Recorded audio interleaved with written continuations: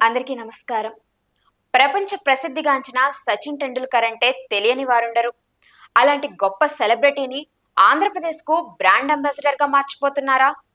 సచిన్‌ను ఏపీకు తీసుకువచ్చి అడ్వైజర్‌గా మార్చి ఆంధ్రప్రదేశ్ స్థాయిని ప్రపంచవ్యాప్తం చేయబోతున్నారా? అంటే అవుననే సమాధానమే వినిపిస్తుంది. సచిన్‌ను బ్రాండ్ అంబాసిడర్‌గా మార్చే బాధ్యత నారా లోకేష్ తీసుకున్నారు. అందులో భాగంగానే సచిన్ ఇంటి వేడుకలకు నారా లోకేష్ హాజరయ్యి వారితో సాన్నిహిత్యం పెంచుకుంటున్నారు. ఏయూ శతాబ్ది ఉత్సవాల్లో భాగంగా సచిన్ ను పార్టిసిపేట్ చేయించి ఇంటర్నేషనల్ కవరేజ్ ను దక్కించుకున్నారు. ఇందులో భాగంగానే సీఎం చంద్రబాబు సచిన్ తో పర్సనల్ గా మాట్లాడడంపై అనేక ఊహాగానాలు వినిపిస్తున్నాయి.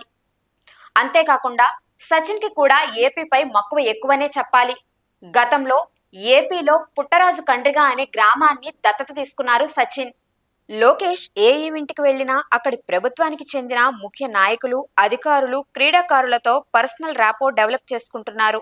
ఈ వ్యక్తిగత సాన్నిహిత్యం ఏపీ బ్రాండ్ ఇమేజ్‌కి బూస్ట్ ఇస్తుంది. అదెలాగంటే ఈ మధ్య జరిగిన ఆంధ్ర యూనివర్సిటీ 100ఏళ్ల ఉత్సవాలు చూశారుగా. ఈ వేడుకలో క్రికెట్ గాడ్ సచిన్ టెండూల్కర్ ముఖ్య అతిథిగా పాల్గొని సందడి చేశారు. సచిన్ పార్టిసిపేషన్‌తో ఆంధ్ర యూనివర్సిటీ ఈవెంట్‌కి ఇంటర్నేషనల్ కవరేజ్ వచ్చింది. ఏపీ బ్రాండ్‌కి అంతర్జాతీయ ప్రమోషన్ లభించింది.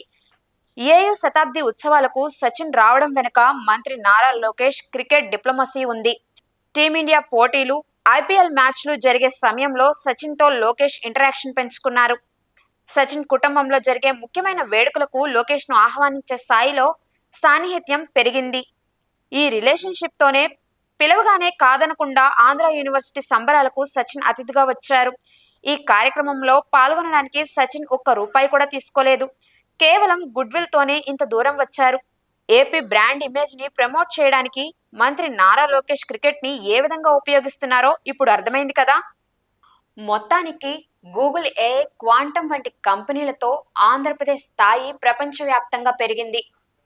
ఇక సచిన్ కూడా ఆంధ్రప్రదేశ్కు అంబాసిడర్గా వస్తే ఏపీకు ప్రపంచ వ్యాప్తంగా ఏపీ ఖ్యాతిని ఇనుమడింపచేసినట్టే అవుతుంది. ఇలాంటి మరెన్నో లేటెస్ట్ అప్డేట్స్తో మళ్ళీ కలుసుకుందాం. నమస్కారం.